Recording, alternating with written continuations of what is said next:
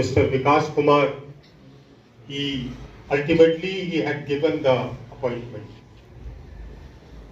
I was trying to bring him to school to interact with you from more than 3 to 4 months. But his busy schedule, sometimes in Dhanbad, Patna, different parts of the country, in order to counsel children like you, motivate children like you. So he had a busy schedule. So ultimately, 20 बच्चों को minimum संकल्प देना होगा कि 90%, 5% आएगा। ये कोई rocket science नहीं है। और इसमें बाकी हम और बात करेंगे। तो ये ओवर है। आप समझिएगा, आप आखिरी लाइन यही कहेंगे, this is the only gift that you can give to your parents. आपके पास कुछ है देने के लिए? क्या आप चाहते हैं कि बोर्ड एग्जाम के रिजल्ट के दिन mummy papa mobile switch off कर दें? पड़ोसी सब छोड़ेगा? हाँ, खुदिया लोग छोड़ेगा? इतना नंबर आया जी, क्या नंबर पता चल गया कि कम है तो 4 बार फोन करेगा, 95 से ऊपर आएगा तो फोन नहीं करेगा। हाँ, ये हमारा समाज है। आपको यही करना है, this is the only level है। तो आपको करना है, जो कॉमर्स वाले हैं 2 डायमेंशन, एक तो है कि भैया जिंदगी आराम से जीना है, तो पड़ेगा फिजिक्स के नीचे, हाँ वो भी ठीक है। और एक है कि नहीं, हमको सीए बनना है। जो सेकंड कारण से भी लेते हैं, या चलो ठीक है हमको उससे सक्सेस है, उनका भी रूट आपको बताते हैं। +2 के बाद सीधे आप IIM कर सकते हैं, सीधे ग्रेजुएशन का इंतजार नहीं। 2011 में IIM इंदौर में शुरू हुआ था 5 ईयर कोर्स। अभी IIM रांची में है, IIM रोहतक में है, IIM जम्मू में है, IIM गया में है। आप जब तक 12th करेंगे 2-4 IIM में और आ जाएगा। अभी 450 सीटें हैं। अब आप देखिए कि क्यों इंजीनियरिंग आसान पड़ती है। इंजीनियरिंग में 400 सीट लेके कॉलेज में मिल जाता है। टॉप कॉलेज में IIT में, एक IIT में 3 सीट होती है। तो जो कॉमर्स एस्पिरेंट है और सिंसियर है, उनको और डिटर्मिनेशन की जरूरत है, और इस पे हम लोग डिटेल्ड गाइड करेंगे क्या होगा। क्लैट अलग ऑप्शन, जो कॉमर्स एस्पिरेंट है, ह्यूमैनिटीज है। CLAT is number 1 exam in India. CLAT के माध्यम से पूरे इंडिया में 26 नेशनल लॉ यूनिवर्सिटीज हैं। 25 क्लैट से दाखिला लेता है, और NLU दिल्ली में आपको एडमिशन जो होती है वो AILET से होता है। भी आपका क्लैट का ऑप्शन है। इसके बाद आपको NIDs है, नेशनल इंस्टीट्यूट ऑफ डिजाइन। जैसे इंजीनियरिंग का नंबर 1 IIT है,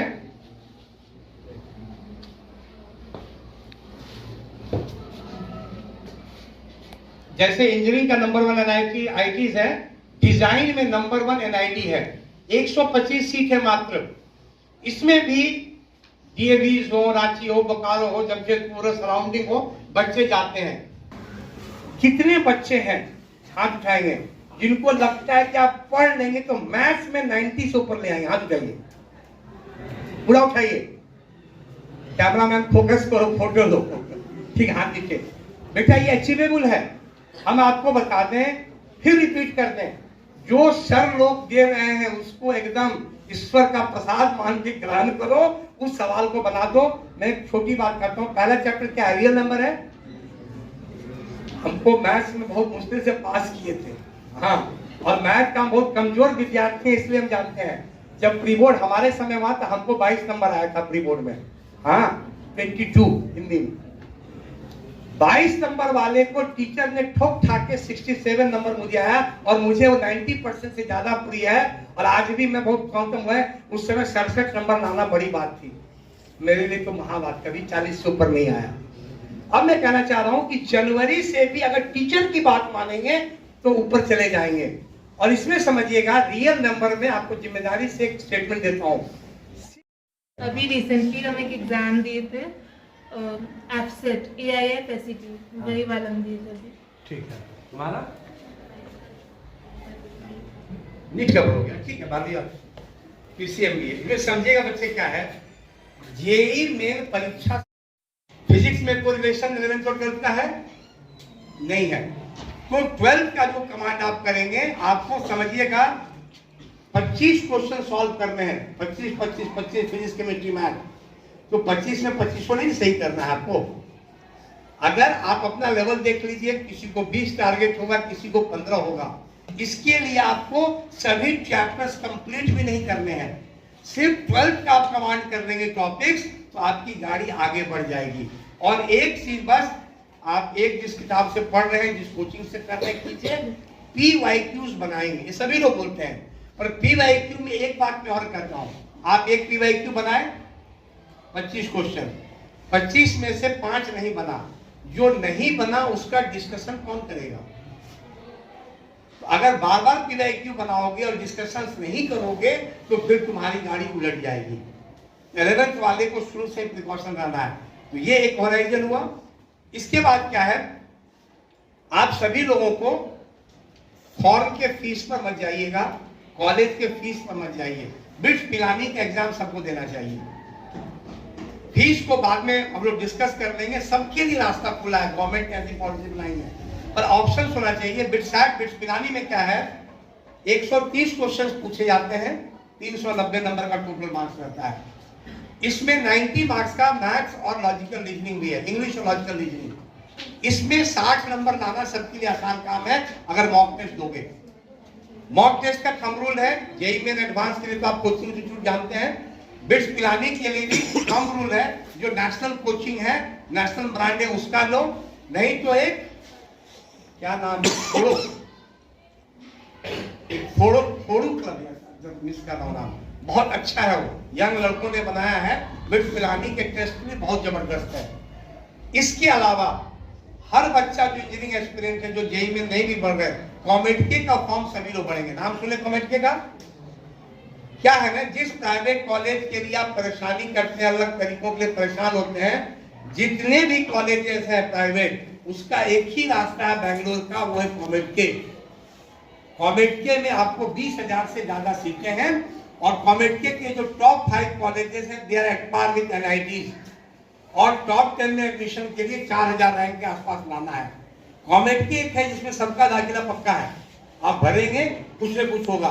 कॉमेडके में आपको पेपर टफ होगा, उसका एडवांटेज भी सबको, अगर डिसएडवांटेज सबको है तो एडवांटेज भी है। लास्ट ईयर क्या हुआ था, सिर्फ 40 नंबर पे 99 परसेंटेज बना था, सिर्फ 40 मार्क्स पे, तो घबराना नहीं है। अब आते हैं केमिस्ट्री पे। आप सभी से सुनते होंगे NCERT, हम भी वही बोलना है, एक बात एक्स्ट्रा बोलना चाहते हैं, समझिएगा। क्या कोई बता सकता है मोल कॉन्सेप्ट NCERT में कितने पेज में है? 11th में 21 पेज में है, पेज नंबर 1 से 21, ठीक है। अब समझोगे क्या है, गलत शिक्षा दे रहे हैं, पर कोई रास्ता नहीं है। आप कितना समझते हैं समझिए, एक एक लाइन पेज नंबर 1 से 21 याद रखना पड़ेगा। फिर ऑटोमिक स्ट्रक्चर आपको कंठस्थ मुखस्थ एक लाइन में, फिर जाकर के 11th वाले बताइए, 12th वाले तो भूल ही गए होंगे, मोल कॉन्सेप्ट में NCERT में कितना क्वेश्चन है तो बताएगा? 11th वालों, 12th तो बुजुर्ग हो गए लोग, एक साल पहली बार एक, हाँ कोई बोला कितना?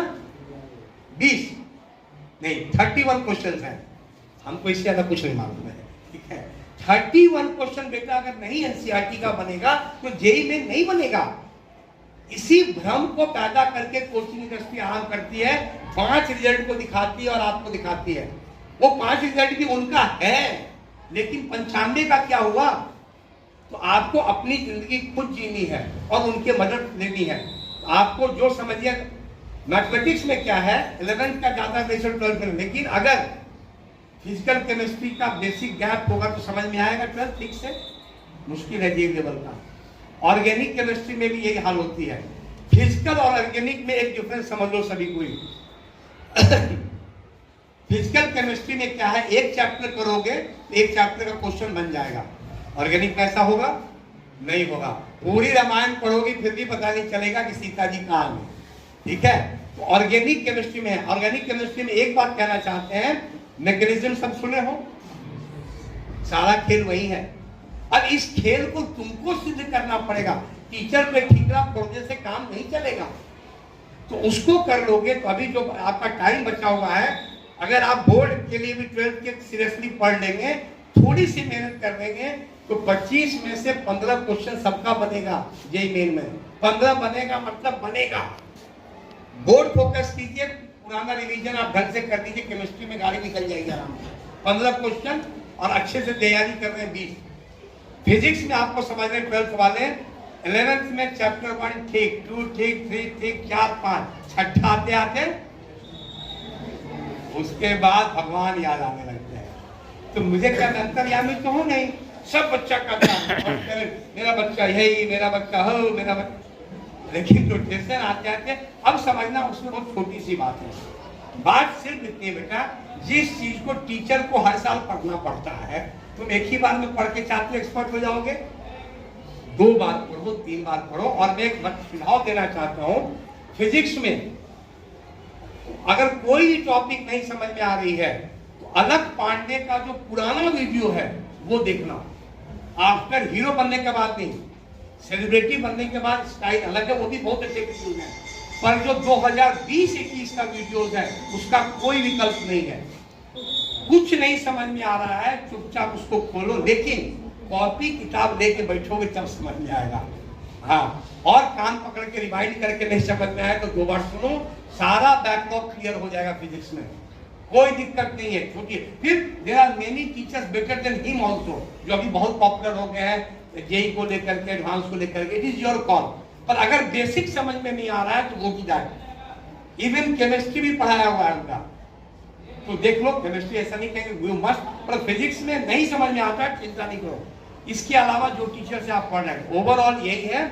और जेईई मेन में क्या है, आपको 75 क्वेश्चन है, सबका अपना अपना टारगेट है।